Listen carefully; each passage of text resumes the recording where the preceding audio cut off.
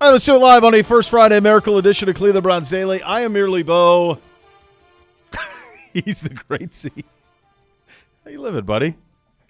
I'm great. Yeah, you are. You are. I'm great. What is the coldest event, sporting or otherwise, you have ever participated in?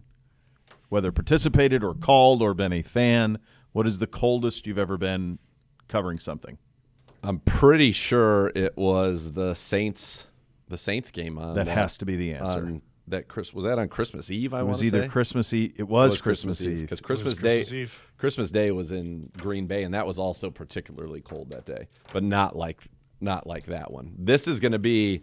I mean, I'd have to have somebody go look in the archives for what the temps and wind chill were that day, but this is going to be in that vicinity. It's supposed to be between -10 and -20 wind chill. Wind chill. Yeah, that. New Orleans was worse. The wind chill was over 30 below. Yeah, it was relentless. It was all day. It never stopped blowing. Yeah. And we had just gotten Buddy Garrity. Yep. He was like a month old. Right. And I have a picture of my wife in like a parka standing out, making him go to the bathroom. He's like, trying to train him, because he's a month old. All right, he's 3 months old. I guess we had him for a month, but we were trying to train him. And I remember us talking about that game in the lead up to it on the show and saying, like, is it safe to play in this temperature? Just truly, is it safe to be exposed? Like, as a fan, is it safe to be exposed in these temperatures for 3 hours outdoors?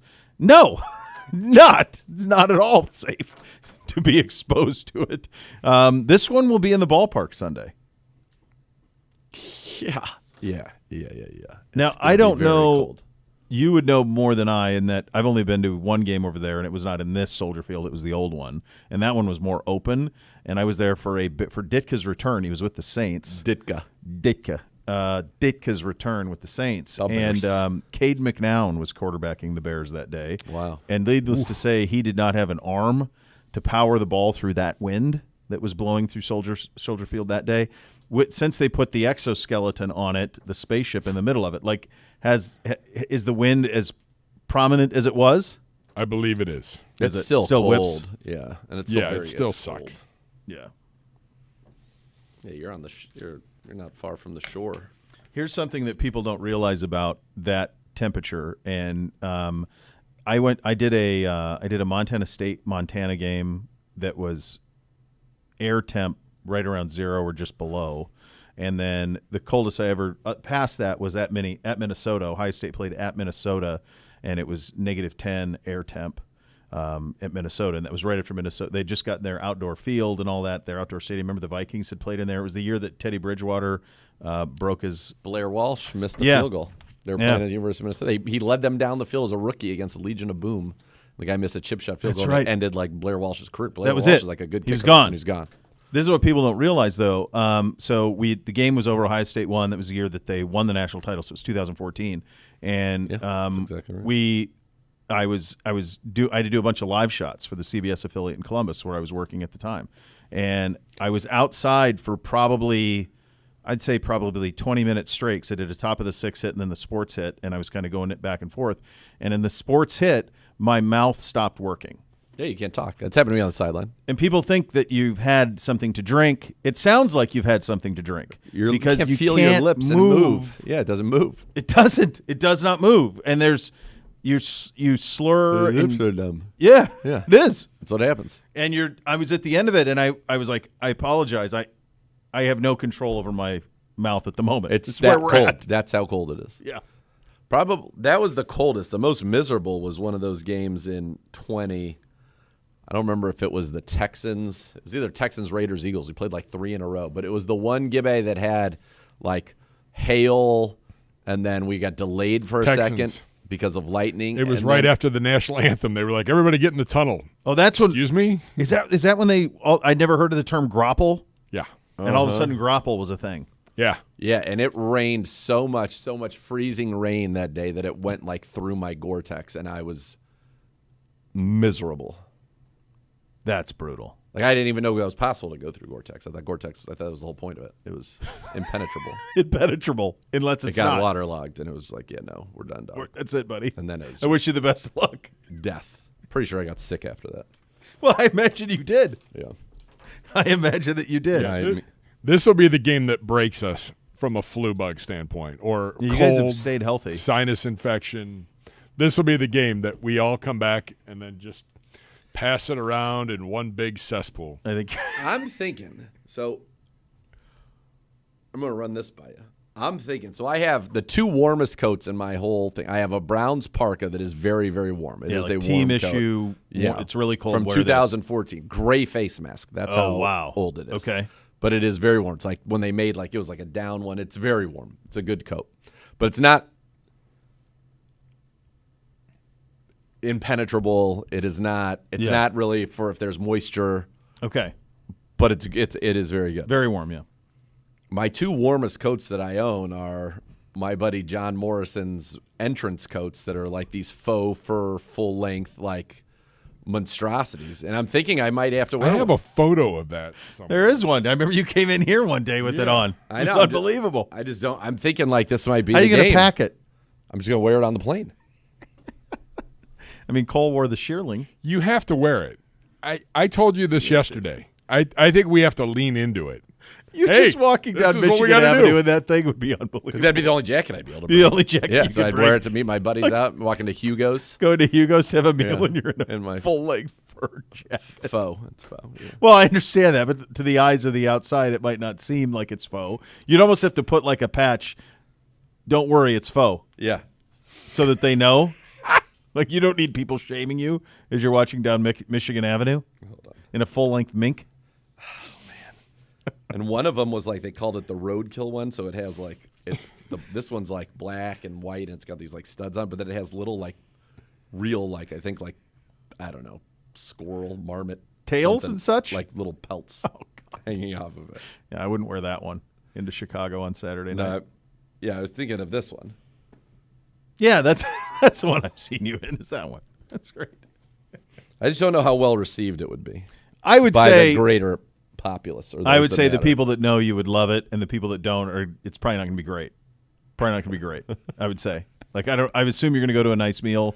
I don't know that they would be thrilled to see you parading in with that sucker Everybody, on. they all know me. I'm going out with the baby dolls. No, I'm not talking about the baby dolls. I'm talking about the establishment. Oh, fine. Establishment being worry like, about it. oh, okay, all right, this is a choice. We don't see these very often. Hey, man, we were told in our travel meeting yesterday, like, prepare for the elements.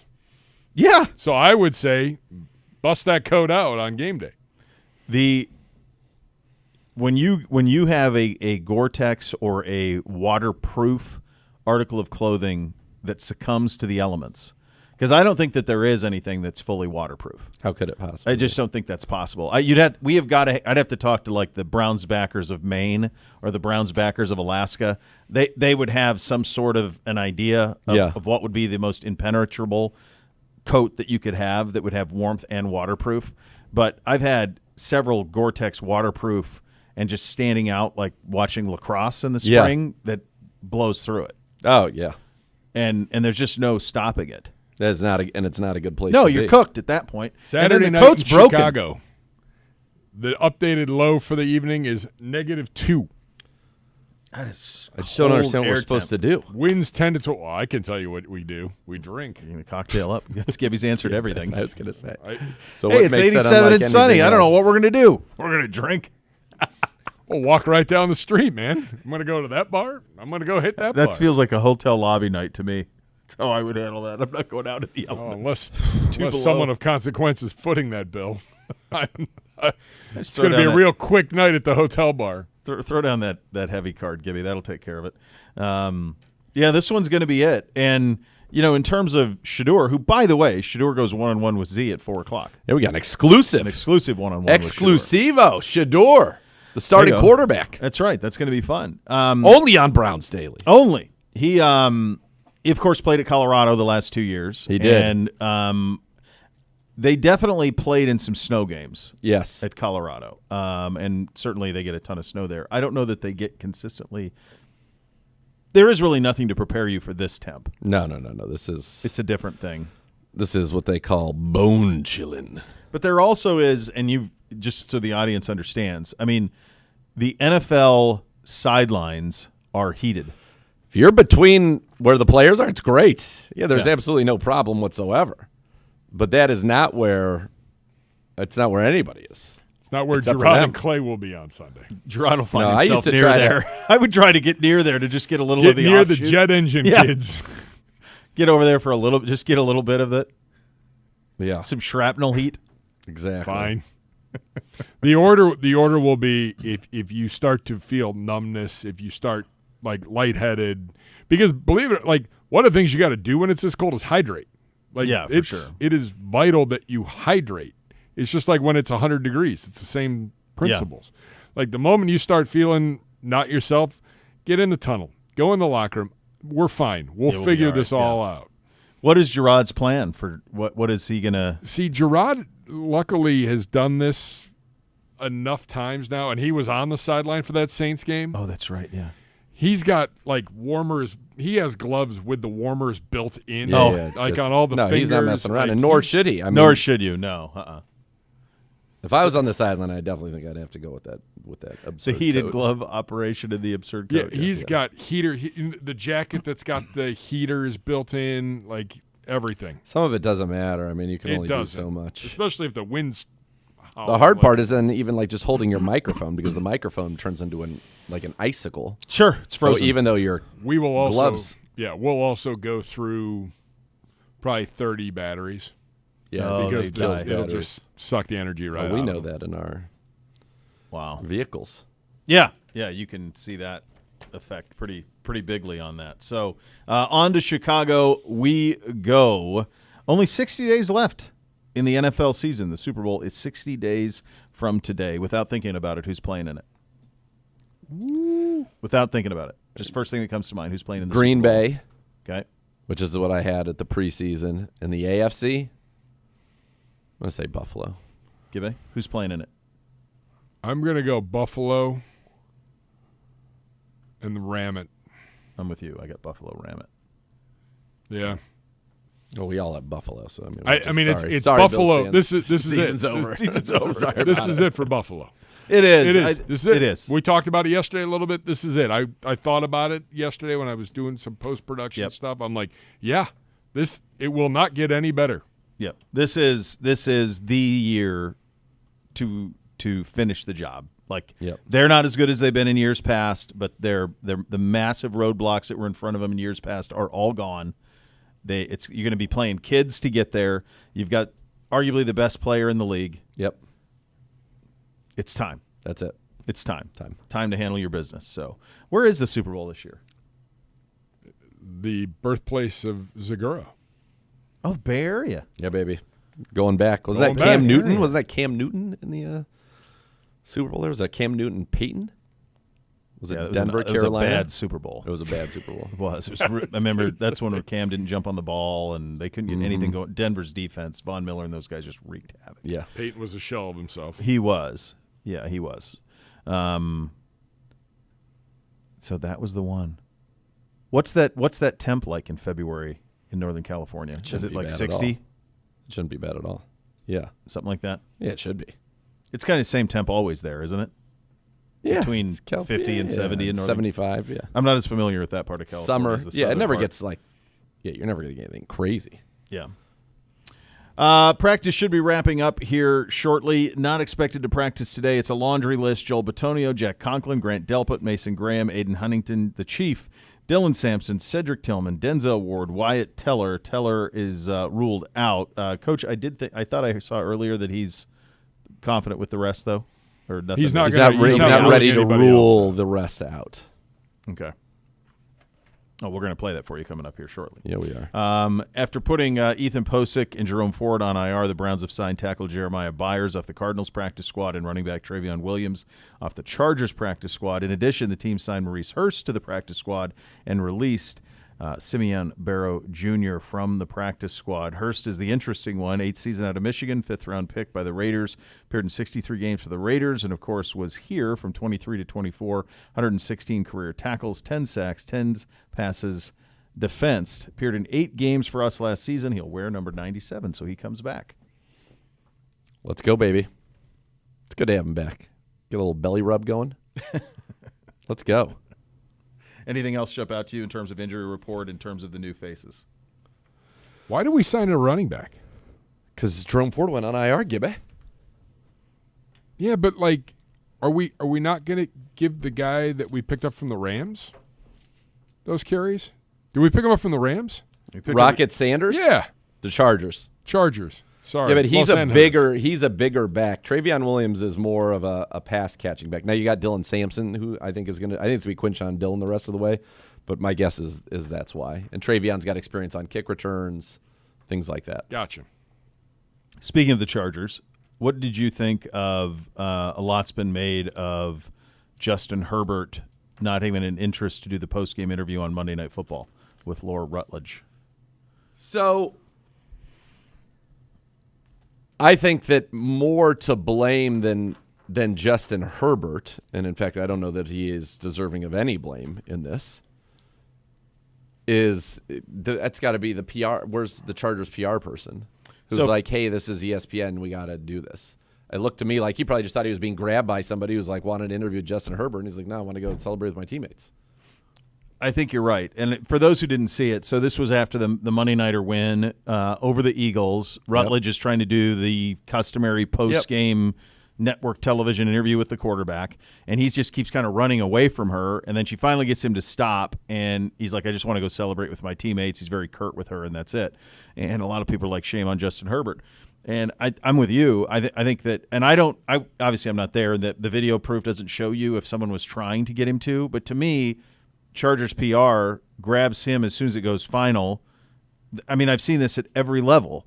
Grab quarterback. The sideline person will say, I need to talk to him and him or him and them.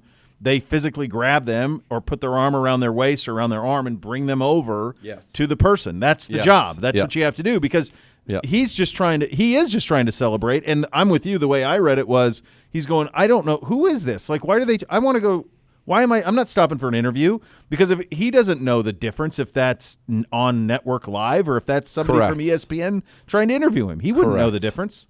Correct. And I think that's exactly what happened. If you're asking me, I think that's exactly what happened in that case, and I don't fault him for that. Yeah.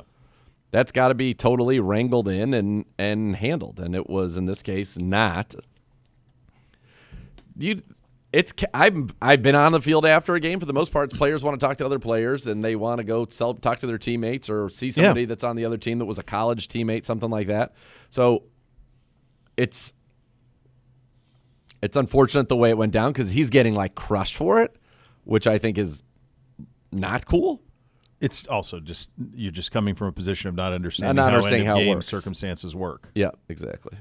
Would you guys say that the customary thing on a nationally televised game, I'm not talking about the local windows like the one, I'm talking about America's Game of the Week or if you're in prime time, Monday night, Sunday night, Thursday night, the standard ops is that player goes live with sideline reporter right after. They pick one. And then they usually do local radio out there, don't they? Or somebody does? Something. They'll do the score, like if it's a home game, they'll do the scoreboard. Yeah. You know, like I've done, like when I was doing that, I would do this scoreboard. Somebody would talk to, it would be two people. Somebody would go to TV and somebody go. We'd always have it known before the game ended. Yeah, who's going to be? Yeah. I just think honestly, I just think that he obviously didn't know that he was the one that had been chosen for it and was probably like, hey. And he clearly didn't realize that Rutledge was the live sideline person for ESPN that night. Yeah, right. Which ESPN's probably got a half dozen people there. I feel like he should have known. I will say he should have known because there's a production meeting, and everybody's there. Yeah, that part's true. Production, but they wouldn't. Do they have two sideline people? Who's going to be the? You're saying that he would have recognized Laura Rutledge? Yeah, like Laura's going to be on the Chargers sideline. So and so is going to be on in the moment. Philly he might side. have just been like. Until you said production meeting, I would have disagreed with you just because I couldn't tell you who's on the sideline on Monday Night Football. I have no idea who is. Yeah. And I watch it every week, and I have no idea who it is. I know her more from NFL Live. Is what I know her from. Yeah. Well, this is her first year. This is their first year putting two reporters on the sideline for Monday night. Yeah, and I remember she was on the sidelines. She was the sideline reporter for the Georgia national national quarterfinal in New Orleans where they had the murder with the vehicle. Yep. And she did some of the most impressive television I've ever seen in my life. She was updating live in real time the best she could what would happen. They would go to her because there was no game. And so they would go to her for like 30 minutes at a time. We need you to fill. And she would fill with information that she was gathering in real time. I thought it was some of the best live television I've ever seen in my life, what she did amidst that tragedy last year in the Sugar Bowl. So really, really talented. But, I think just misunderstanding. Yeah. Is what I it think is. everybody's everybody's going to be on the same page. All good. Those are your Hot Topics today, presented by University Hospitals, official healthcare partner of your Cleveland Browns. Coach from the podium, and we'll meet the Bears coming up next. You listen to Cleveland Browns Daily. We're presented by Ballybet, official sports betting partner of your Cleveland Browns. Please bet responsibly on 850 ESPN Cleveland.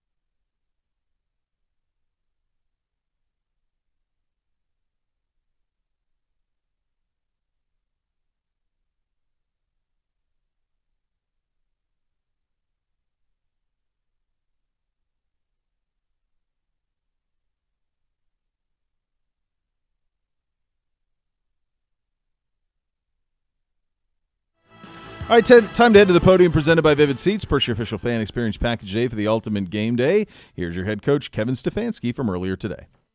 Okay, really good opponent. You're down. Road, Chicago Bears, obviously they're doing a great job. They're plus 17 in turnover margin, which is obviously that leads the league and is a great formula for winning. I think Ben's doing an outstanding job with that group. They're doing a lot of things really, really well offensively. The ability to run the ball, their play actions, a huge challenge. Defensively, like I mentioned, taking the ball away at the highest clip in the league, playing really well. Dennis Allen, their defense coordinator, somebody I have a ton of respect for. Special teams, Coach Hightower does a great job with their group. So going to have to really have a good week of practice to get ready for this scheme that we're going up against. Weather will be a factor with the temperature, as you would expect in December in Chicago. So we'll work through that as well. We've had a ton of weather here in the last couple weeks as well. So with that, I'll take any questions. And you mentioned that turnover margin, and they lead the NFL in interceptions. Just how are they able to generate so many picks, and what's maybe the coaching points for Shedeur this weekend? Well, I think they have some players with outstanding ball skills and anticipatory skills to go to footballs. They're playing in their zone defense, very visual in the quarterback. So with any quarterback, young quarterback, old quarterback, you have to do a great job with your eyes. You have to trust what you see when you're looking at them, and obviously keying defenders, knowing where our guys are. You have to key their defenders and understand where they are, especially in their zones. Handle the interception Sunday, like mentally, and then how impressed the fact that he's able to bounce back and lead those. Yeah, he does a great job, and you have to, as a quarterback, have a very short memory. That's an occupational hazard that those things are going to happen. You learn from it, you try to prevent it, and learn from those type of things. But you got to bounce back, and he did. Injury list today. Is anybody ruled out at this point? I wouldn't rule anybody out. No. About their rushing attack with Swift and Mongai, and how important is that for the defense to bounce back after this past week? Well, it's a great rush attack, not just the runners who are very, very, very good, but the offensive line, the tight ends, the receivers all block. So it's a good scheme. They have various schemes that they can get to, whether it's the zone game or the gap scheme game. The runners are dangerous in that they have the ability on the perimeter. They can run between the tackles. So it's a huge challenge for our defense, and obviously it's a huge focus for us going in this game. Prepare for when it's going to be this cold. I mean, I've seen wind chills maybe in the minus 20s and temps in the single digits. And how do you prepare for that? Yeah, I think we deal with elements, Mary Kay, in all these games. Sometimes it's wind, sometimes it's rain, it's snow, it's cold. It's the same for both teams. Sometimes it can have an effect on the kicking game and how the ball travels, that type of thing. But you deal with elements regardless of whether it's really, really hot or really, really cold. You said on Monday that Wyatt Teller will not play. Sorry, I can rule Wyatt out, yes. Their run game and the struggles you guys had Sunday, what do you think is the number one thing you guys need to fix that you didn't do well against the Titans? I think you'll always hear me and Jim and our defensive staff talking about getting back to the basics and being true to the scheme and playing with the proper technique and with great effort. It's oftentimes not very elaborate. We just have to do our job and use our technique and play with great effort. Caleb Williams also in the run game uses his legs a lot. So how does that duality of his skill set present challenges for you guys? He's a really, really good young player. He's can make a ton of plays, both on schedule and off schedule, has elite arm talent to throw the ball around the field. And then to your point, Kelsey, he can really get he's very elusive, extremely elusive. He can get out of the pocket to the left, to the right, vertical in the pocket. He's a hard guy to bring down, and that adds another element to their team, and in this case, the run offense. With a rookie quarterback, can you tell, like, when you're having conversations with him, going over, can you tell in those conversations the moment when sort of the light bulb is really sort of when it's all starting to connect with them, regardless of which rookie? Yeah, I do think there's, to your point, there's a maturation throughout a rookie's first year, and it definitely starts in the spring and mastering the offensive system and those type of things, and then you try to start to master the defensive systems. And we've talked a lot.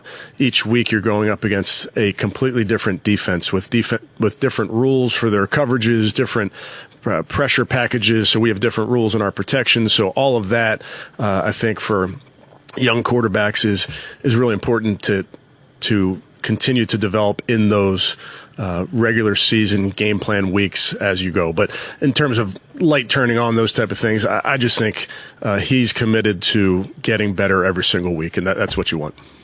He does things so well off platform. Is it even harder for him? I don't want to say breaking him of the habit of surviving for another down or throwing the ball away, those kinds of things. Because he was a playmaker, is it tougher to kind of get him to not necessarily buy into that, but to play that way? Well, I think you look around the league, Tom, and there's a lot of quarterbacks that have always made plays outside the structure of their offense from when they were young to when they get to the pros. And and you never want to take that away from a player. And Shedeur has a ability to make plays off schedule. So that's something that you certainly want to promote and enhance and get the team playing to that style as well. You also want to make it easy for your quarterback when you can, and when you can get those completions on time and play within the rhythm of the offense. That makes you really difficult to defend as a quarterback, but you never want to take away that ability to make plays off schedule. Off of that, going back to Caleb, just what's unique about the way the Bears and him specifically, what they do to kind of maximize that ability to operate on? Well, he's terrific off schedule. He's also really good on schedule as well. And they run the ball at a very high clip. They have play action at a high clip. So those are they're putting the quarterback in advantageous spots in a lot of their offense. And he does have the ability, like we were just talking about with Tom, he does have the ability then when it's not there to be elusive, get outside the pocket and make a play. Questions. When did Jerome Ford injure his shoulder? And then Malachi Corley wasn't on the pre-practice report, so is that an IR situation?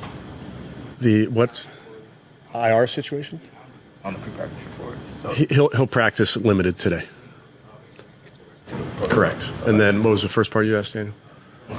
Yeah, I think the injury happened during the game. Unfortunate, obviously. He had played a really good role for us throughout the season.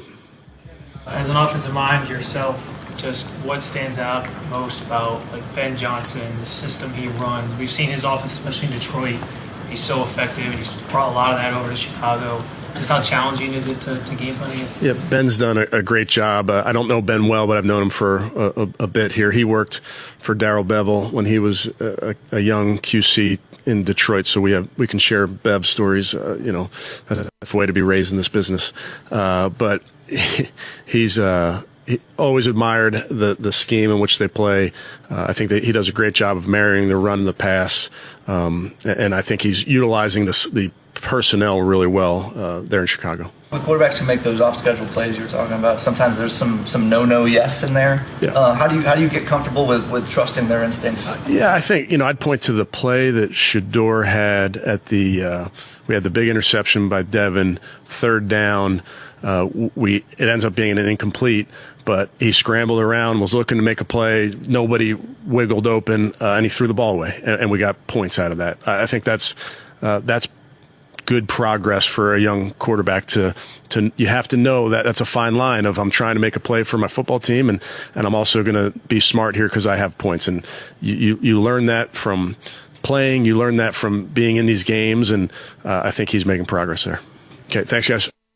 All right, time to meet those Chicago Bears. It's presented by Vivid Seats. They are 9-4, second in the NFC North. They went from the number 1 overall seed in the NFC to the number 7 seed in the NFC with a loss to Green Bay last week. Ben Johnson, first-year head coach, he is 9-4 on the season as well. The series record, we lead it over them 11-7. Last time out, we beat the Bears in Cleveland. This was back in December of 2023. Last game for them, as I mentioned, they lost to Green Bay 28-21. Their offense really good, top 5 in the league, second in rushing, 14th in passing. Defense not as sturdy, 27th overall, 27th against the rush, 21st against the pass. Turnover differential is plus 17. That is best in the NFL by 5. For more on the Chicago Bears, we turn it over to Dr. Z. Yes. All right. This is a team that just went from being the 1 seed to the 7 seed by virtue of losing to the Packers in a game that was very tight. They had a chance to tie the game. Caleb Williams underthrew it on a little play-action boot on 4th down in the end zone that ended up costing them the game. This is, you mentioned the rush attack, very good, number 2 in the league. DeAndre Swift, they've got that kind of two-headed monster like Ben Johnson had in Detroit. DeAndre Swift, he's already got 1,093 total yards and 6 touchdowns. Kyle Monangai, 648 yards, 5 touchdowns rushing, 11 catches, 97 yards. So he's basically at 750 total yards and 5 scores, and they really kind of just got him going. They got him in the 7th round. That is a heck of a value right there. So that's what everything's kind of built on, is that run game. Caleb Williams, the numbers aren't crazy, but really efficient. Caleb Williams, 9 and 4 as a starter, 58% completions, 2,908 yards, 19 touchdowns, 6 picks. I was talking with you. I would not have had this. In his career, he's thrown 39 touchdowns and only 12 interceptions in 2 seasons in the league. I would not have had that. 14 and 16 as a starter all time, but he is a very productive player. It's weird this year. Doesn't have a 300-yard game this year. He had 4 of them as a rookie, but he's been clutch. 5 fourth-quarter comebacks, 5 game-winning drives this season alone. They've won those tight games. They've got the 2 running backs. At receiver, DJ Moore is on pace to have the worst season of his career. He's averaging just 38 yards a game. This guy 2 years ago, had 1,364 yards, 8 touchdowns. He's got 498 and 3 touchdowns as well. 4 1,000-yard seasons, but you can't discount him. I mean, now he also is one of those rare people that has this season. He's got 3 receiving touchdowns, a rushing touchdown, and he's thrown a passing touchdown. So he's done all of that. They also have Roma Dunze, who was their first-round pick last year. He's leading the team, 44 catches, 661 yards, and 6 touchdowns, 15 yards a catch. Their second-round pick, Luther Burden, is starting to come on strong of late. Odunze did not play last week with a foot injury. We'll see what he does this week. He's got 30 catches, 395, and a touchdown. Alameda Zacchaeus, he's got 37 catches and 2 touchdowns himself. And then you're looking at the tight ends. Colston Loveland, the 10th overall pick in this draft. 4 touchdowns in his last 6 games. They're starting to use him a little more. He's got 35 catches, 435 yards, and 4 touchdowns. Cole Kmet, 22 catches, 273 yards, and 2 touchdowns. They'll play a ton of 2 tight end personnel. For example, last week they had 70 offensive snaps. Kmet played 53, Loveland 41, Durham Smythe, their third tight end, played 20. So they will get those guys out there. They're out there quite a bit. 2 tight ends on the field. They're not afraid to get those guys in the mix. Their offensive line has been solid. Joe Tooney is probably the best player on that line. Their left guard, 3 straight Pro Bowls, 2-time All-Pro. They're getting very nice play from their second-round pick out of Boston College, Ozzie Trapilo. He is playing left tackle. Now, he's only started 3 games, but he's not given up a sack yet this year. Their other tackle is their first-rounder from 23, Darnell Wright from Tennessee. He's only allowed 2 sacks. They played well. Jonah Jackson, the former Buckeye, third-round pick of the Lions in 20. He's given up a couple of sacks. He's the right guard. And then the center, Drew Dahlman, is playing well. So it's been a good line. It is a good offense. The defense, to your point, is not a defense that does a lot well, but what they do well is so important. Now, they lost Tremaine Edmonds, who was their best linebacker at the second level. He had 4 picks and a team-high 89 tackles in 10 games. He's out with a groin. Up front, Montez Sweat leads the team with 8.5 sacks. They got Jervon Dexter. They got a bunch of big bodies up there. Grady Jarrett, Jervon Dexter, Andrew Billings, former Brown 340-pounder. And so they're big, but they play a 4-2-5. They live in it, basically. They do not play. They play a good amount of man, and they are in their nickel or dime 83% of the time, one of the top rates in the NFL. They take the football away. Jalen Johnson's their Pro Bowl corner. He's only come back from an injury recently. He's played 3 games, but C.J. Gardner-Johnson, he's there. He's got an interception 6 games. Kevin Byard, remember him? Sure do. Once led the NFL in interceptions in 2017, 2-time Pro Bowler, 2-time first-team All-Pro. He's got 6 picks. Nashawn Wright, a third-rounder of the Dallas Cowboys in 2021, he's got 5 picks. As a team, they have 18 interceptions. That's most in the NFL. They also have taken away 9 fumble recoveries. So 27 takeaways in 13 games. 27 takeaways. That's why their record is what it is. Because you look at, quarterbacks, there have been only 3 games all year where they don't have an interception. And ironically, it was Jared Goff who lit them up early in the season, Snoop Huntley for Baltimore, and then Jackson Dart for the Giants. But they are a team that they just take the football away. And lately, you've got 18 interceptions. Last 6 games, they have 7 picks. As I said, they only have those 3 without an interception. No quarterback has thrown for 250 yards against them in the last 4. Now, you can run the football on them. They're giving up 103 yards per game, 4.9 yards a carry to running backs, but only one 100-yard rush. That was Ashton Genty back in week 4, which is pretty incredible. But that's this team. They're going to play that 4-2-5 nickel. Sweat is the big pass rusher you have to worry about. Dexter is the big pass rusher on the inside. He's got 4 sacks. And then you got to be careful with the football. They will take the football away from you. I mean, they'll play Brisker, Gardner Johnson, and Byard. They basically play 3 safeties out there. Kyler Gordon, their second-round pick, he's been banged up. Jalen Johnson, guys who they thought were going to be their studs have been banged up, and they still take the football away a ton. That is what you have to be worried about here in this game. You got to be worried about making sure taking care of the football, because that's how they have been able to be as successful as they have been. Defensive coordinator Dennis Allen, after the head coaching job in the Saints, 30th year in the NFL, and he and Ben Johnson are making a nice team as they've really served notice in an NFC North that is quite honestly quite loaded. Vivid Seats, official fan experience partner of your Cleveland Browns. Want to attend the next Browns home game against the Bills in style? Head to vividseats.com/Browns. Purchase your one-of-a-kind fan experience package today. We will attempt to guess the scores with Dr. Z coming up next. Just to Cleveland Browns Daily. We're presented by Ballybet, official sports betting partner of your Cleveland Browns. Please bet responsibly on 850 ESPN Cleveland.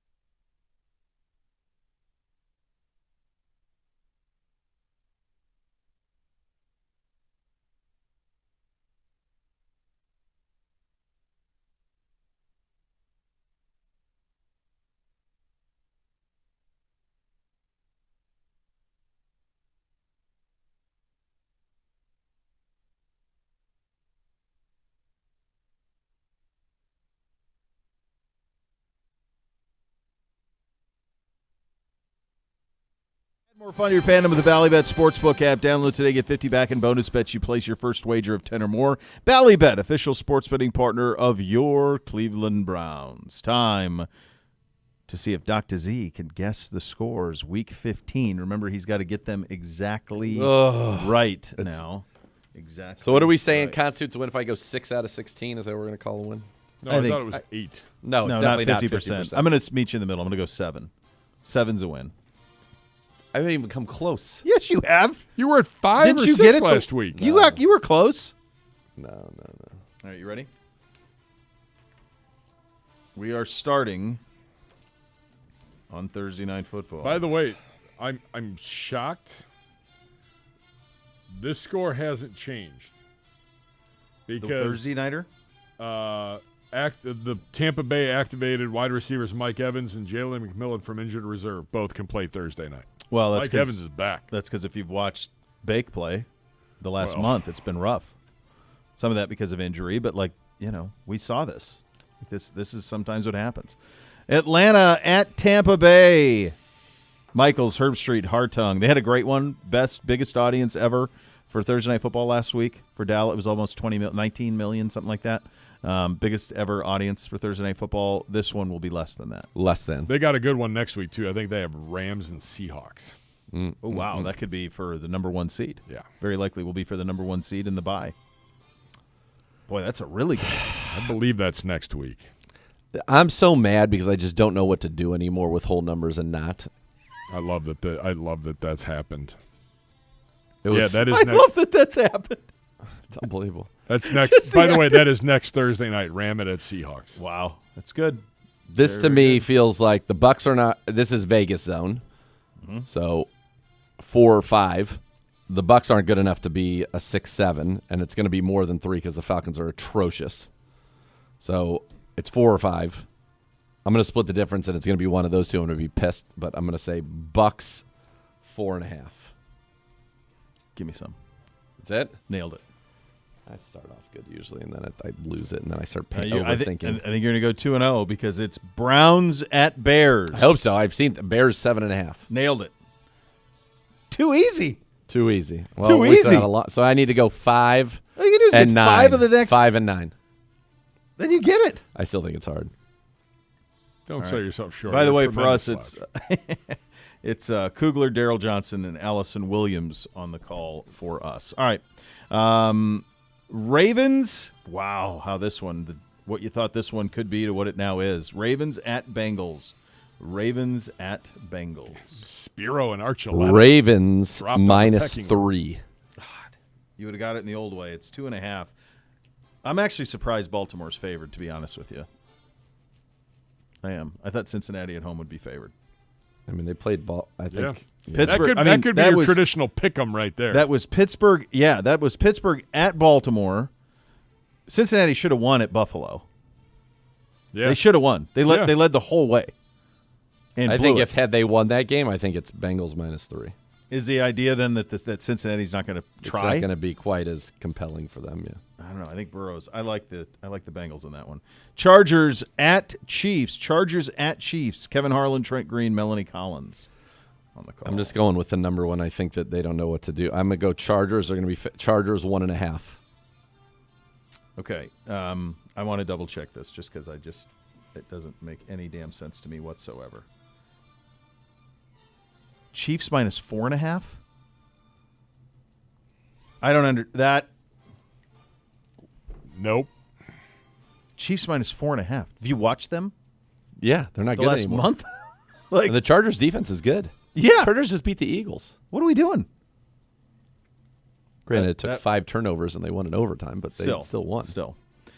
Bills, game of the week. Bills at Patriots. Ian Eagle, J.J. Watt, and Evan Washburn on the call. I'm going to go with what I did before because I think this is one that the Bills will be favored in because I think they're kind of like more of now they're the new Chiefs America's team, although the Chiefs actually were the Chiefs of that last line. But Patriots, it should be Patriots minus 3. I think it's going to be Bills minus 1.5. It's Patriots minus 1.5. Hold on. What was it? It was Bills minus 1.5 like an hour and a half ago. I don't know why then it it's flipped. changed. Yeah, we literally were just doing it in the break. Yeah, it's and New England it 1.5. Live flip. Sorry about your loss. When did the rundown change?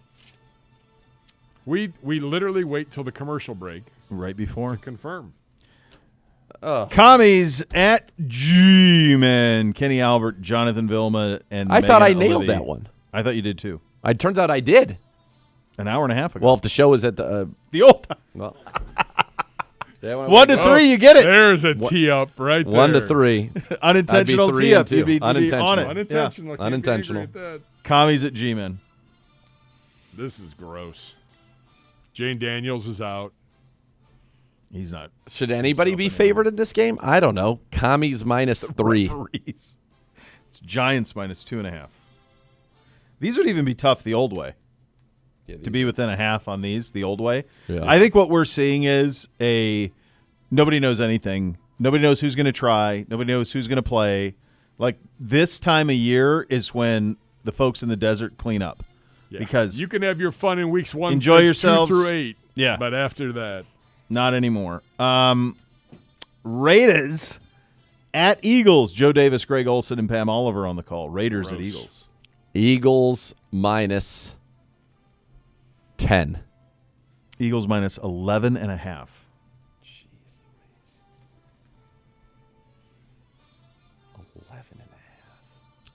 Take a minute. Get your head right. Come on. I don't feel bad Come about on. what I'm guessing. The crazy thing on is a couple of these, I totally agree. Yeah, and I think even in the old way, I think you'd be losing. Yeah, right now. Because this is so all over the map. Jets at Jaguars. McCarthy, Tucker, Tiffany Blackman on the call. Terod Taylor, Justin Fields, neither one practiced today. Who's the quarterback left? Who's the quarterback? That guy Brady Cook or Brady something? Cook. Who in the blue hell is that? Exactly. Missouri. Jags. What's a Brady Cook? Jags -14. Dude, that is such a yeoman's effort out of you. It's 13.5. That's unreal. I mean, that's the old way, dude. I would have hugged you after that to get that. That is nuts. 13.5 for Jacksonville. Good luck with this one. Cardinals at Texans. Chris Myers, Mark Schlereth, and Jen Hale. Texans -9.5. Oh, come on. Kenny, got it. Come on, kid. Come on, kid. Get the kid back. He's back. I needed that. You needed it one at a time. That was great. I like how you just were decisive and nailed it. All right, afternoon slate. This is new, by the way. This is something that's recent years that we've seen. We used to never see this. the Nance, Romo, Burkhardt, Brady teams calling in the same window head-to-head. This is the second or third time it's happened this year. It always used to be if one of them was in that, the other group would be in the 1 o'clock. But instead, they're both in the 4 o'clock. Who actually slate. gets the doubleheader? I don't know. Because, like, in Cleveland, you're not going to get one of these two games. No, you're not. No, in Cleveland, you'll get them both, won't you? Because nobody will go opposite us. They never go opposite us. Like this last weekend, we went at 1. Yeah, we went at 1, and then we were on Fox last week. That's right. So as long as they CBS don't have a 1 o'clock going, yeah. Yeah, they punt on 1 o'clock and take one of the late ones is what they typically do. Packers at Broncos, Nance, Romo, Wolfson. Packers at Broncos. Good game.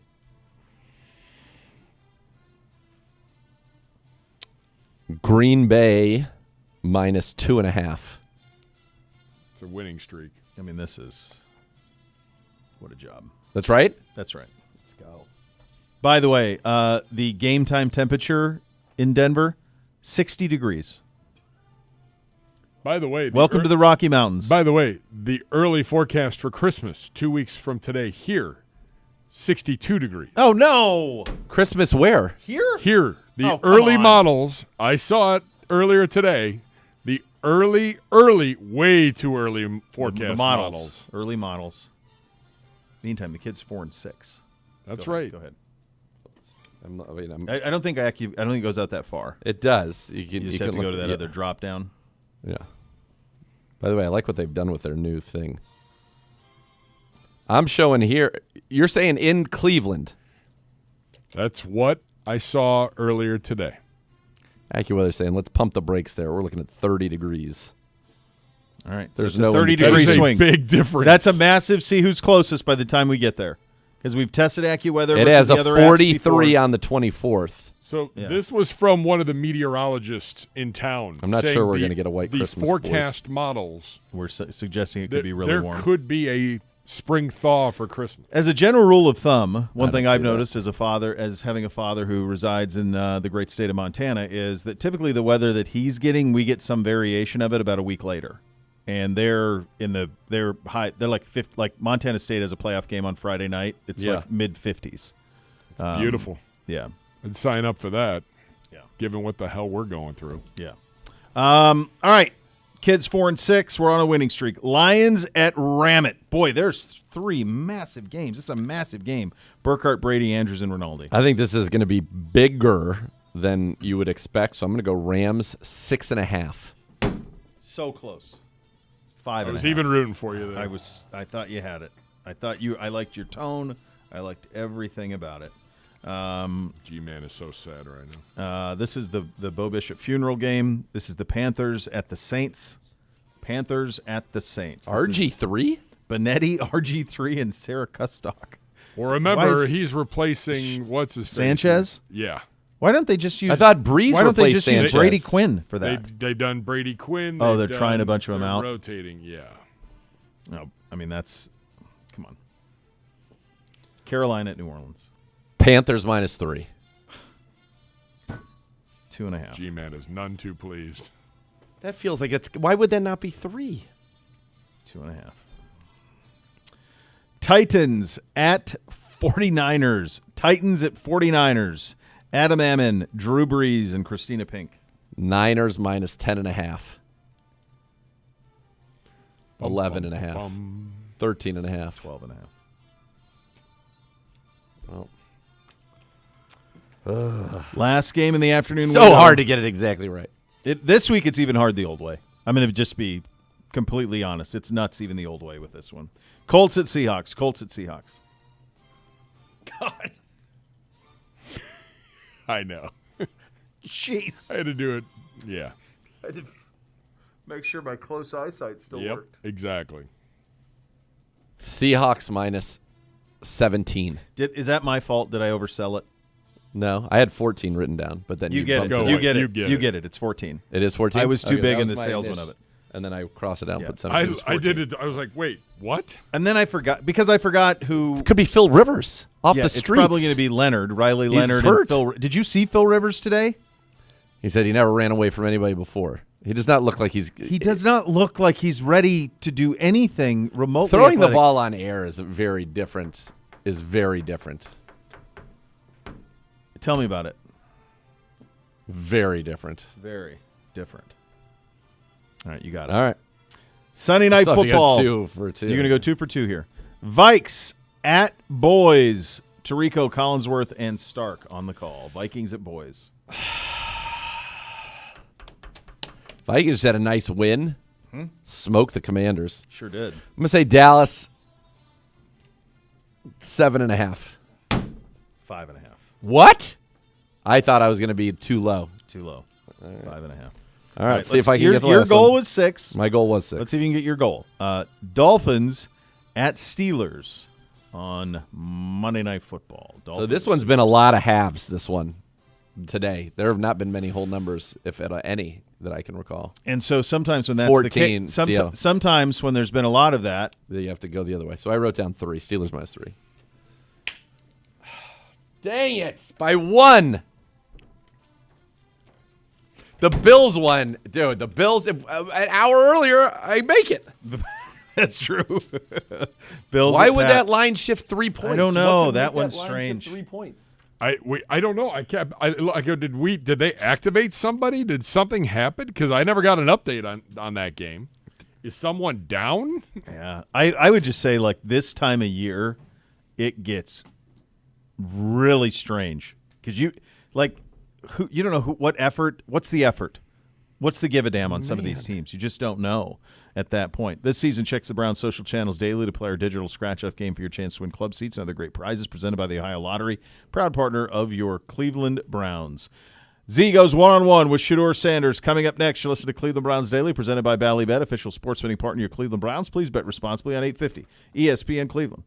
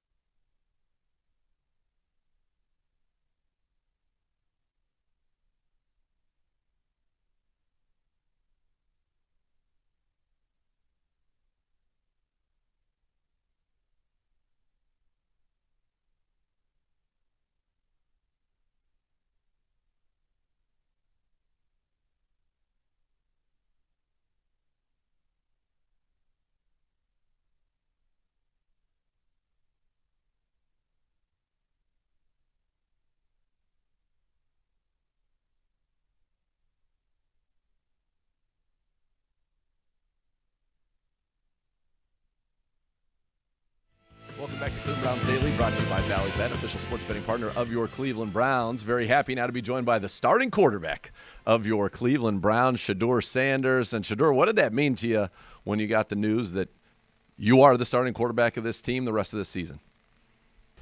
Oh, I was just focused on next game. So that's cool, but it's like I just focus on doing being the best player, being the best teammate, being the best leader for the team, you know, while I have it. You know what I'm saying? So I don't really look forward. That doesn't give me security, you know? It's more about going out there, playing a great game, going out there, go out there, try to win a game, and be the best teammate I could be. I know that the result was not the result you wanted, but you just did play a great game against the Tennessee Titans, 364 yards passing. That's cool now, but we'd rather take the W. Of course you would. That is a given, and I know you would say that. But what clicked for you in that game as you've kind of seen your progression here as a Brown starter to put up? Listen, it's historic. The only other rookie that's ever done that in their career is Joe Burrow, to have over 300 yards passed, 350 yards passing, 3 touchdowns, and a rushing touchdown in a game. You now have 4 pass plays and more than 50 yards in your first 3 starts. The only quarterback who's done that since the year 2000's Aaron Rodgers. So you're doing some historic stuff. What clicked for you? I never thought I'd hear that. No? Well, it's true. Not a few months ago I wouldn't think of that. But I know I have it in me, but it's just, you know, I'm just thankful that I was able to showcase it. You certainly did. So when you think about kind of, you know, you and I talked before that preseason game in Carolina. When you think about from that time to today and what you're doing now in regular season games, kind of what has been your development? What's been the biggest thing that's changed that's allowed you to have this success? Because you've always had the talent. My relationship with God. And how has that helped you? Kept me going, kept me sane, kept me able to go in a situation, you know, that's probably not something that anybody, you know, would kind of want to be in, like being a fourth quarterback and doing all that type of stuff and being able to wake up and go to work every day and just be thankful. Did you always know that you were going to get a shot, that if you just kept doing what you needed to do, that you were going to get an opportunity? I had no plans. I just went and did what I have to do every day and just left it up with God. Like, I tend to not even worry about that type of stuff because it's not my control. So I was never, ever at any point wanting anything to negatively happen to anybody. Sure. You know, like, that's not kind of like my character, and that's not kind of what I wish on somebody, because, like, out of all the quarterbacks, like, we all young, we all chasing our goals, chasing our dreams. So it's like to have some type of spite that somebody else is in a position that you're not in, you know, I don't think that's a good thing. Right. So that's when, you know, when mentally I got in that place and have that type of understanding that be there and support everybody, you know, and if you get out there and you're able to do your thing, but while you're not, you know, never have any negativity, never have any hate in your heart, never feel any different type of way. When you think about, you know, kind of that first week when you were going to get your first start to now, what's kind of been is it much more comfortable? You've talked so much about trust and being on the same page, and now that you've had, you know, basically a month's worth of reps, are we seeing that start to come? Because, you know, you and Jerry, for example, you talked about that with Jerry Jeudy, and then boom, you guys hit that 6-yard. That's one of the most beautiful plays you'll see in the NFL this season. It's just faith and trust. I don't think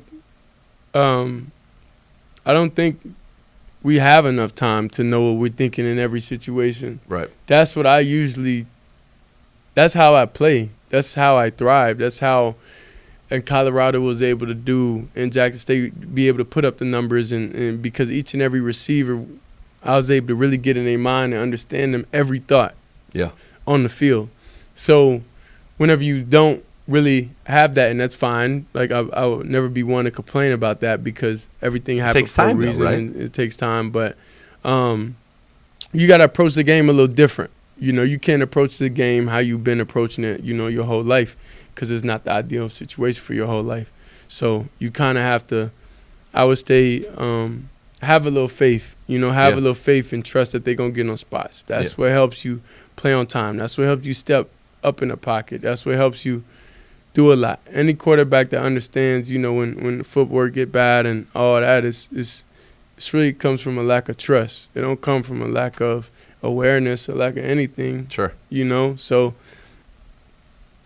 if you're able to do that in 1 week, you know, then it's not bad pocket awareness. It's Right. not that. It's just like you got to be able to have that trust. You got to be able to have that. You got to be able to see everything out the same lens. And when you say know? trust, like there's probably a lot of layers to that, right? It's trusting what you see, number Yeah, one. yeah. So it's not just like, oh, I don't trust receipt. You know what I'm saying? Yeah. It's not that at all. Trusting the It's- line, trusting what you're seeing. Nah, and it's not even just trusting the line. It's trusting that they'll be in the spots at that time when I'm seeing from getting spots. So during the Yeah. game, that's when we communicate. We say, hey, it's a little quicker game today. You know, like speed up, get your eyes around faster. You know what I'm saying? Yeah. Like it's those different moments to where y'all have a feel for each other. Yeah. Seems like one guy that you do have a really good feel with is Harold Fannin. And you guys have been. I guess Harold's open in the read.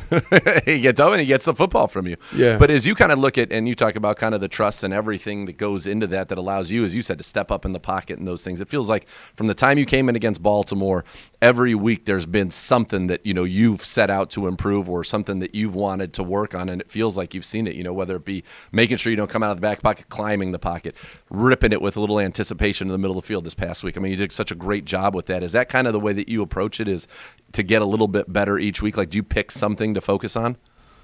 I pick focusing on how can we build that trust. Yeah. That's what I'm saying. Everything Yeah. boils down to To that. that. Yeah. So that's where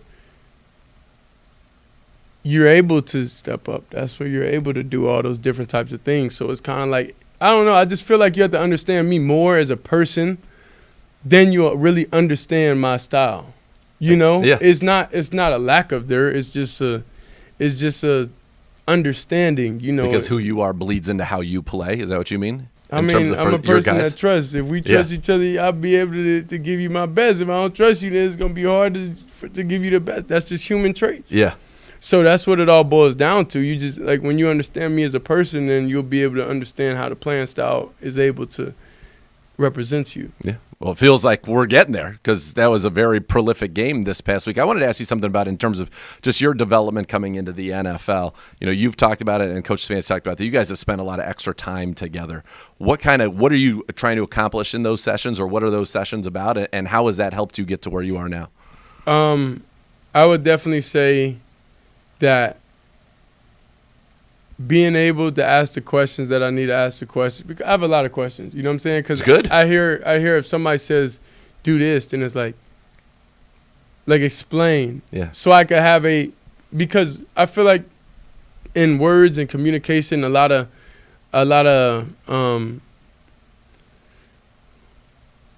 words, if you say a sentence or you see a picture, basically, and we're looking at the same picture, we can see two different things. 100%. So if we read the same sentence, we could think two different things. So to have a deeper level of understanding for exactly what you're saying, that's when I'm able to ask those different type of questions. And get you the answer so that you can... So I could have a better understanding of exactly what you're looking for. Because there's a lot in this league, right? It's not just there's a lot of why, because if you can understand the why, then you understand exactly what you're trying to accomplish, whether it be a certain concept or a certain play call, you can understand. Then that allows you to execute it better, I'd imagine. Yeah. That's good stuff. All right, next few games, you're going against teams that are playing for their playoff lives. Chicago, Buffalo, Pittsburgh. I know you're focused on Chicago, but is that an exciting challenge for you to be able to take? That's a next step, right, to go against these teams that they're playing meaningful football in December. This is meaningful football for you to be able to put something like that on a bigger stage. I think any game is meaningful. Absolutely. It's the NFL. Yeah, so they're all meaningful. That doesn't add any extra motivation. Yeah. Yeah, that doesn't add any extra motivation. It's just like I'm thankful to be able to play, and I'm motivated by being able to have an opportunity to go out there and play. So whoever the opponent is, it could be Satan himself, you know, and I'll be out there ready to go. What is it? There's no extra motivation when it come to anything. It's just like I'm just thankful to be able to out there. Thankful that God gave me a different lens to see out of. Thankful that I have a different viewpoint of a lot of things. All right, we'll get you out of here on this one. What does it mean to have the support that you have from the fans of this organization, really fans of football around the world? I had a buddy who flew in from Australia. This is true. I don't know if you saw when you were warming up, we were walking right behind you because he wanted to get close to Shedeur and see you, but flew in from Australia to see you and to see this football team. What does that mean to you to have the kind of support you do? Yeah, I'm truly thankful for the support, and I'm truly thankful for everything. But personally, I have to stay focused and stay within my own realm, within my own way of thoughts and what I need to do, to be successful and to be able to make those people proud and make those people happy. So whenever I hear those things or whenever I see certain things, that I'm truly thankful for, but I don't really understand what I have because I'm so focused on what I need to do, what I have to do, so you always have time to look back and be able to truthfully understand the level, but whenever you're deep in something, you have a different level of focus to where you can get caught up in that. So I'm thankful for the support. I'm thankful for the fans. I'm thankful for everybody, that believes in me also, and that believes in the team. So, and this organization. So I'm just got to do what I got to do, to make sure y'all proud. Shedeur, thank you. We're thankful for you. Keep it going. Let's get some wins down the stretch. Appreciate the time. Thank you. I mean, he's an electric performer, and we saw that last Sunday. And once those wins starts coming, he just sees it and he rips it, and it's going to be fun these next 3 games to kind of see what all of that's all about. Great job to you, and great hearing from Shedeur here on the program. We'll go around the league coming up next. Listen to Cleveland Browns Daily on 850 ESPN Cleveland.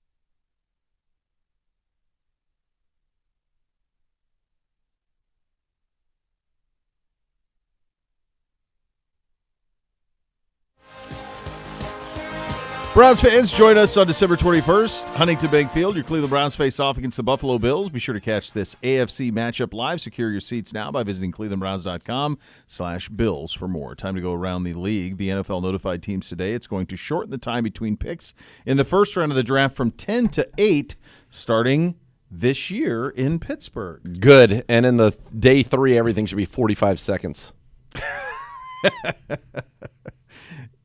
10 was long.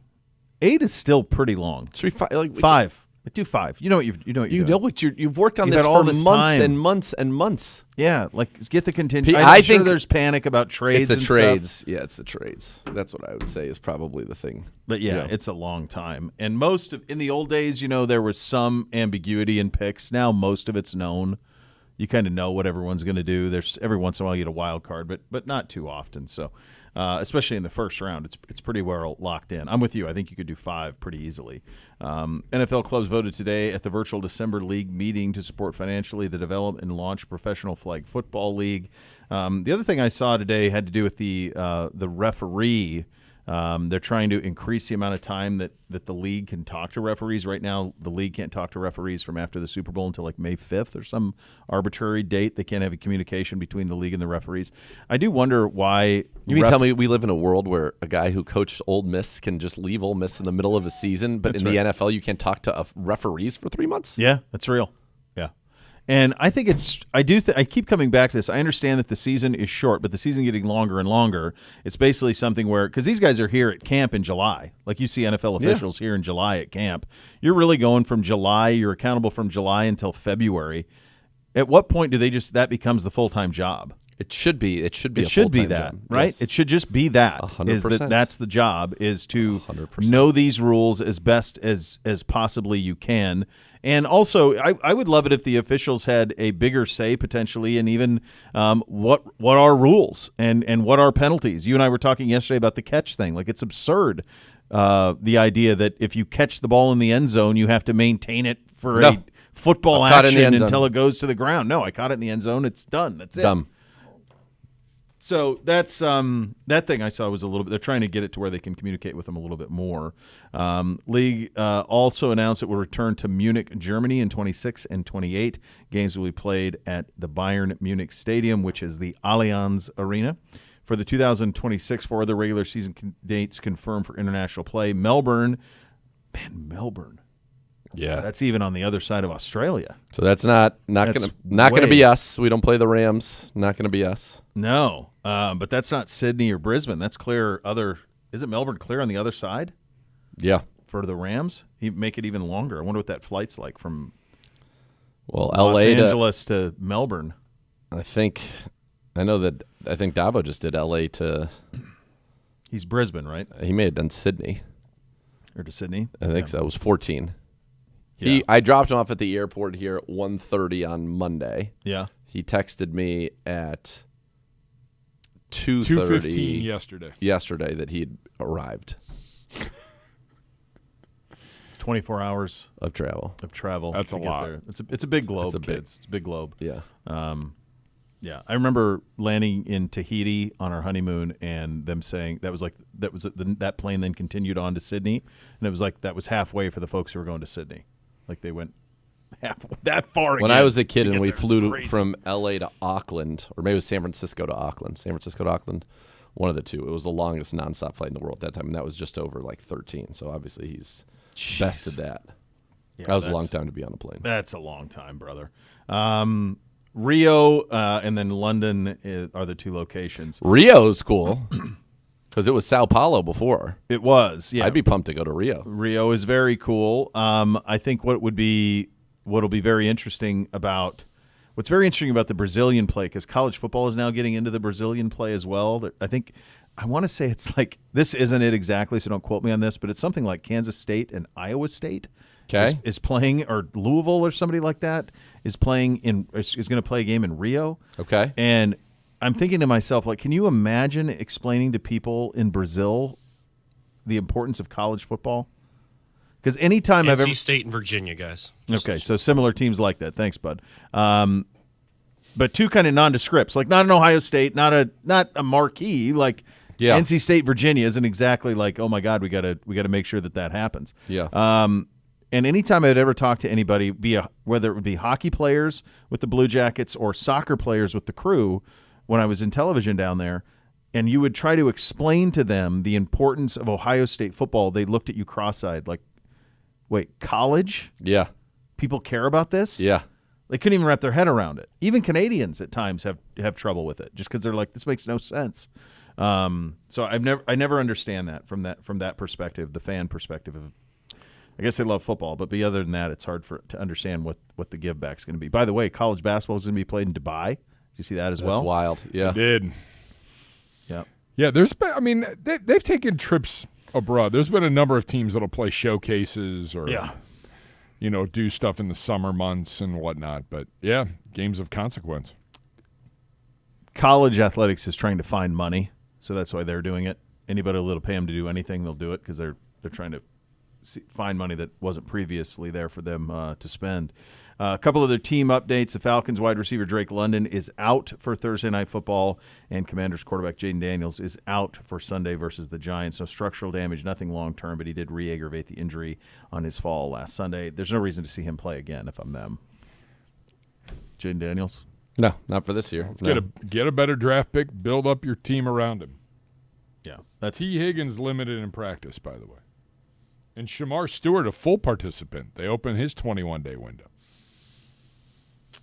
There you go. Cam Ward was the angry run this week for Kyle. Yeah, it was the one where he when Grant had him for the sack and tried to put a guillotine choke on him and take him down, and he was able to get him off of him and not get sacked on that one. That's what it was. It really wasn't a run. It was more of an angry evasion of a sack and a throwing of somebody off of him. Okay. All right. Very good. When did that happen? That had to be. Was that second half? Had to be. It was second half. Yeah. Okay. It had to be when I was in the car because I don't remember seeing it. Yeah. He Grant's on him and basically tries to wrap his legs around him and bring him to the ground, and he just shoves him off and then throws it away. Okay. Okay. Yeah. Right. It was impressive.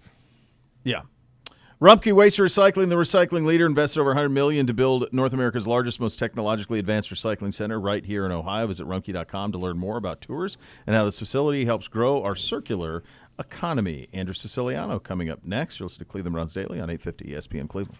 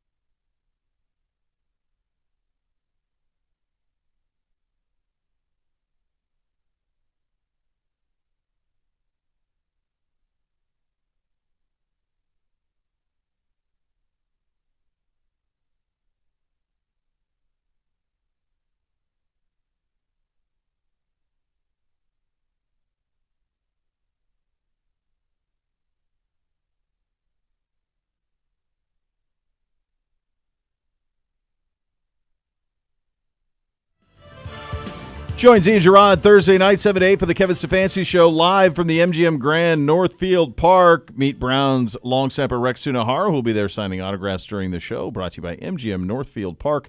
Must be 21 or older to attend. Time to head out on that Twisted Tea Hard Iced Tea hotline. Twisted Tea, official sponsor of your Cleveland Browns. Keep it Twisted Cleveland. No doubt, fresh off a fresh lunch at Javier's, probably next to Jurgen Klinsmann, sharing a nice meal. He lives down there. You know, the last time I ate there, he was sitting at the table right next to me. Are you talking about the one in Orange County? The one in Newport. Newport, yeah. I'm not schlepping down to Newport. I know that's beneath you, but there was last time I was there. Helicopter. The last time I was there, my wife and I were having lunch, and Klinsmann was right next to me, and I was trying to explain to her like the significance of this German gentleman who is sitting next to us, and she just looked at me cross-eyed, and I'm like, I'm telling you, like, it's pretty. Of all the people that I thought I would run into at Javier's in Newport, Jurgen Klinsmann wasn't on the list. So can I paint the picture for Nathan for Javier's here? Yeah, please. Okay, so Javier's is in Newport. It's right down the street from Pelican Hill, if you know your golf. I do. No okay, Pelican Hill, it's sure. right across. It's like on PCH down there, right by the water. And it is a comically expensive Mexican restaurant. I mean, like you get like the grilled shrimp platter with 3 shrimp, and it's like $70. I mean, it's absurd. But the scenery there is your Orange County, recently divorced, recently left the plastic surgeon, recently got everything in the bank account in the divorce kind of crowd. Yeah, I think that's fair. And it's a very interesting, so descriptive scene. It's great for people watching. Yeah, really, it really is good. great. And it is people watching plus. Yeah, that you will run into. You're going to run into the odd celebrity that lives down there. Yeah. Like you're going to run into that like stuff, Siciliano. like the great Siciliano who is just enjoying something down there. I've been there once. I actually took my parents there once. Make a long story short, they like traded in all their Marriott points for like the last 20 years or something, and got like a couple days in one of those Marriott timeshare things near Pelican Hill. And so I drove down there, and we went there for dinner, and let's just say it was an eye-opening crowd for my septuagenarian parents that night. Now, I've only been there for lunch. I've never been there for dinner. And I've never been. It definitely wasn't a $75 plate lunch, but they put on a good would show. love it. Is it right on the water, kind of like Duke's in Malibu? Yeah, it's on the other side. It's on the other side. I know, but I mean, is it yes, on the water? Like where it's there, literally like on the PCH water. Yeah. Oh. So it's on the you have to cross PCH to get to the water. Correct. Okay. It's on the Duke's opposite is side on of the the highway. water. Okay, gotcha. Yeah, it's not no. Duke's. Like No. I like that not place. right on the Hey, Dukes. before we get into Browns talk, we do have some breaking news. Okay. Michigan's fired their head football coach. Shut the front door. I almost said the other part of that. What are you talking about? Wow, what? Did you get I thought you were going Thamel. to say Jim Knowles to Tennessee. From was Adam the breaking Schefter, news. from Pete Thamel, from Dan Wetzel, Sharon Moore has been fired by Michigan. The With firing is set to cause. be for cause. Okay, so I mean, Sorry to ruin this will the be my 3-hour day seaside tomorrow. moment. This was, That's wait, fun wait, for you. That's what happens when you lose to the Buckeyes, pal. That's what happens when your buddy throws the cell phone into a pond and does a Netflix doc and laughs at it. Wow. All right, so my read on this was What's your read? My read on this Are was you blindsided? Yes. I knew. I said last week in Columbus that he had the hottest seat in college football next season. Next the season. very hottest Yes. seat. But I didn't think it would be like this. So the for cause part's interesting. I think most people in college football assumed when he got the job after Harbaugh, in wake of the Connor Stallion stuff, that he was going to be set up to be the patsy. Mm-hmm. That he was going to have to – it was his pound of flesh that was going to come of it. He had no experience as a head coach. There was nothing like that. He basically got the job because after they beat Penn State, he had a really emotional plea. And then he actually coached really well in 2 Ohio State-Michigan games, really did. He was 2-1 in that series. But there was always all this stuff behind the scenes from the fallout of Harbaugh that remained there, the remnants of that. So the for cause part is what's very interesting to me. The other thing that I think is interesting is they paid a lot of money for Bryce Underwood, the quarterback. He did not have the year that they thought he was going to have. Yep. So I think my read on this, with absolutely no prep that this is what was going to happen today, and just reacting to breaking news, would be that the kind of the confluence of those two things led to this dismissal today, which is shocking to the college football world. Shocking. I mean, they just had a great signing day class, massive signing day class. What you just said too. Yeah. And that is they paid a lot of money for the free agent quarterback, and the coach didn't do the job, so let's get a new coach. That's the NFL. That's what's happened. He was a recruit, not a free agent, but your point remains the same. But yes, it's the same thing. Yeah. Okay. Well, the only reason I qualified is because free agent. Yeah, because we do have NIL where any kid can go wherever they want for the most money. But that is a stunning. I mean, they just had a great signing day class. They just locked up the number one running back. It was a top 10 class. I'm sure they'll be able to keep that. There's going to be money, and they're going to have to have this is going to have to be a big name, right? But you have to release kids from their NIL if there's a coaching change. So just like Julian's saying at Ohio State, all of those guys now become free agents. So they must have somebody who they believe can keep that team together, and that roster together, and that recruiting class together, that they would do something like this at this time. They should go get Matt Campbell. Oh, my fault. Do you think they're looking at somebody who's like DeBoer in Alabama? Like, are they looking at somebody in college? Are they looking to try to make Minter, who's the DC of the Chargers, come to college? That's a good one. That's from the Harbaugh tree. Yeah. They have to have somebody that they know that would say yes to it, unless there's something we don't know. There were. I don't want to do that here. I don't want to do that here. But there's some stuff behind the scenes that I'm not going to do it here. But there's some stuff that was whispered, bandied about. But if you're just joining us, the breaking news of the day is Michigan has fired head coach Sharon Moore with cause. I feel like, and you guys can tell me if I'm wrong about this, but I feel like when you lay something out like that, when you say that, and then like when you say you're firing somebody with cause, should we not be privy to the cause? Well, I think you're going to be privy to the cause. My guess is Ward Manuel will have a press conference probably tonight in Ann Arbor. Worst case scenario, tomorrow morning. He's the athletic director. I mean, this has to be a serious. I just got 75 text messages. I'm sure you did. Can I live read Twitter to you here? Yeah, yes. Go ahead. From Jurgen Klinsmann to Sharon Moore. This is not where I thought this was going to go today. Unabashed Buckeye apologist and friend of the program, the beloved Albert Breer, just tweets with no context. Guess third base ain't all it's cracked up to be. Wow.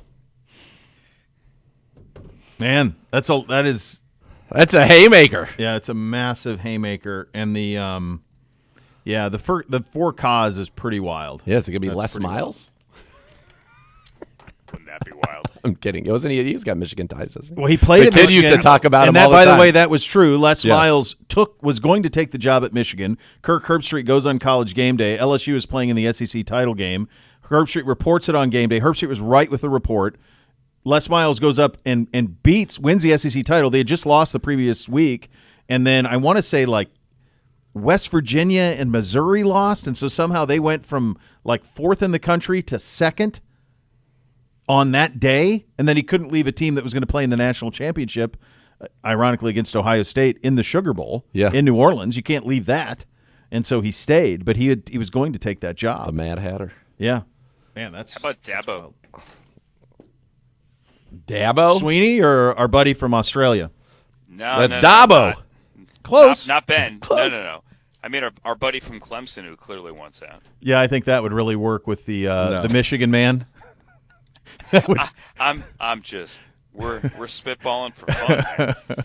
They're DeBoer's an interesting one. Violation of university policy, according to Ross Dellinger. I'm sorry, keep going. Yeah, no, that's important. That's some of the stuff that had been bandied about kind of behind the scenes, and you never know, like message board, social media stuff. Like, there's usually if there's smoke, there's usually something that caused it somewhere, a kernel of truth, and there's been a lot of that in the last couple of weeks around Sharon Moore. But there's no way they do this unless they have somebody ready for like tomorrow or the next day.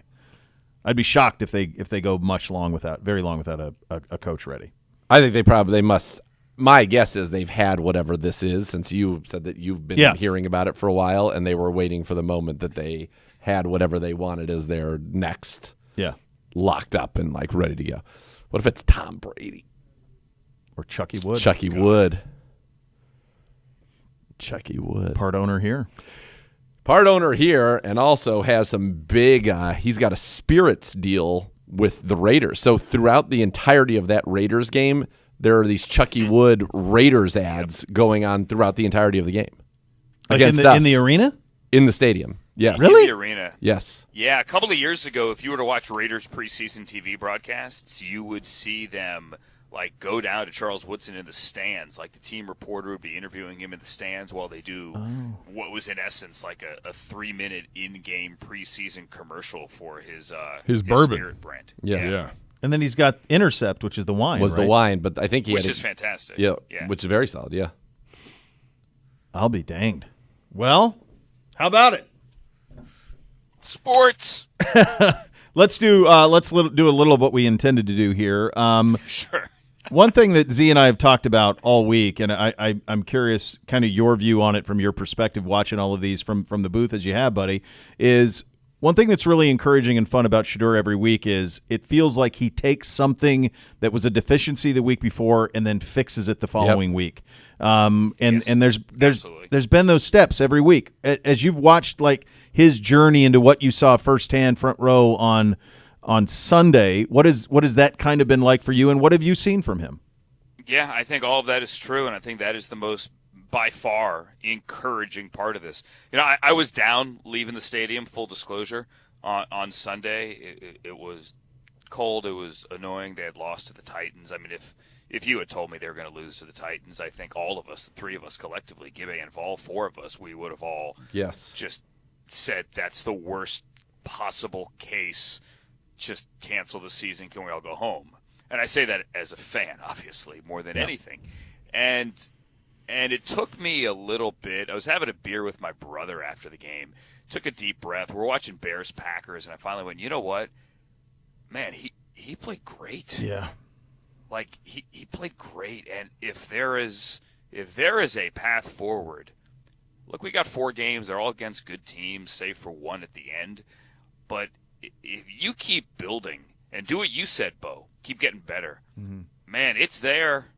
Like, and if you could get yourself into a situation where next April, on the 3rd Thursday in April, you don't have to overpay for a quarterback that you're probably not sold on anyway, what a world that would be. And that was the goal of this season. Yep. You take 2 quarterbacks. You take 2, maybe one of them works. Well, the last couple of weeks has been really, really positive with one of them. You're right, and Kenny too. Historic. Like it was like 3 swings at it. Yes. You know? Kenny's going to start for the Raiders this week, I think. Right. How about Kenny starting against the Eagles back? The Jersey kid, the Eagle fan. How about that? It's wild. Oh, that's right. That's this week. They're at Philly. Yep. Yeah. No, I think that's it. And now as the competition amps up, now you're going to get to see it. And one thing, playing this Bears team, they will take it away from you. So putting it in harm's way. Of course. They'll let you move it up and down, but they are great at causing turnovers, and that's something that will be fascinating to see that. By the way, what is the coldest temperature you've ever called a game? Did you call the Saint? Or was that the great Jim? No, that was not me. No, that was Jim. Jim was still on the call for that? I was listening to the conversation before. Yeah, coldest the game. coldest game that I've ever called. I mean, like the Ravens game last year was cold. That wasn't nearly as cold as anything we're going to face on Sunday. I looked it up. I was at a game at Soldier Field. I didn't call the game. I was there as a fan. I worked with the Bears years ago, and when they made the NFC Championship game and eventually beat the Saints, went to the Super Bowl in Miami, lost to the Colts. I went in for the NFC Championship game there to be with my crew. Was down to the field before the game. I looked it up just now. The wind chill was 12. That was wind chill. I mean, that was bitter, and I stood in the stands the entire game. That's the coldest I remember. It has to be. I don't know anything like this. Having lived there, I used to walk to the bus every day in this, but never a game like this. Yeah, this is going to be something. It's going to be something. Even traversing the city on a Saturday night is going to be something. It's going to be, man, it is going to be cold. I went to the garage this afternoon after your conversation, and I got out the mountaineering gear. I got out the the 800 fill puffy that I wear, that I wore 2 years ago, sleeping in a tent at 17,000 feet. So where were you 17,000 feet? You wore the coat to sleep? Yeah. I mean, so inside, cold. so you went sleeping bag, coat, and then you're fine. It was cold. Yeah, Ecuador, Chimborazo. Nice. But yeah. It's incredible. It was cold. Yeah, that's really cold. That's really cold. That is bone-chilling cold. By the way, I was going through the prep, for all the grief that Caleb Williams gets. Were you surprised, or maybe you were not, but looking just at his career numbers, this is a guy who's thrown 39 touchdowns in the NFL with 12 interceptions. Yeah. That blew me away a little bit. Bears media, the Bears notes go really, really pound the table for this guy doesn't throw picks. Yep. They really are leaning into that, and he hasn't. Now, the thing this year is that he was supposed to get to 4,000 yards. He may still get to 4,000 yards. He has not had a 300-yard game this year. They've been running the football as effectively as anyone in the NFL, obviously. There has still been no Bears quarterback. 2 minutes. Yards ever. Eric Kramer had the best season. What was that? I got there 96, 95. That season with Curtis Conway and Buckeye Raymond Harris and all that. But he's now on pace. Caleb's on pace for 3,900. And he had kind of promised before the season he was going to get to 4,000. So that's kind of a goal, but they're winning. I mean, they're running the football. And as bad as we are, you talked yesterday about Quinshon yards after contact. Their guys are like 2.7 average before contact. They are blowing holes open. Yeah, they are. Great talking to you, buddy. As always. Yes, enjoy that sun. Be warm. Enjoy that warmth. Walk along the Enjoy beach. it. Really soak it in. Michigan just announced it was for an inappropriate relation with a staff member. Well, that's what I didn't. That's what had been whispered. There's been a lot of that rumor the last month that's been out there, but no one's ever been ever really to pin it down. So that was when I was saying that about 10 minutes ago. That's what I was referring to. If you're just joining us, Sharon Moore, Michigan head coach, has been fired with cause. The Michigan statement: he's been terminated with cause effective immediately following a university investigation. Credible evidence was found that Coach Moore engaged in an inappropriate relationship with a staff member. This conduct constitutes a clear violation of university policy, and UM maintains zero tolerance for such behavior. Andrew, good talking to you, buddy. We'll see you on Sunday, boys. pal. Good night, everybody. All right, there he goes. Be sure to catch the Browns preview show tonight, 7 to 8. University Hospital's Cleveland Browns Radio Network. Devin Bush and Mr. Siciliano join Ken and Gerard to preview the Browns and the Bears. We are back tomorrow. Thanks for listening. Cleveland Browns Daily, 850 ESPN Cleveland.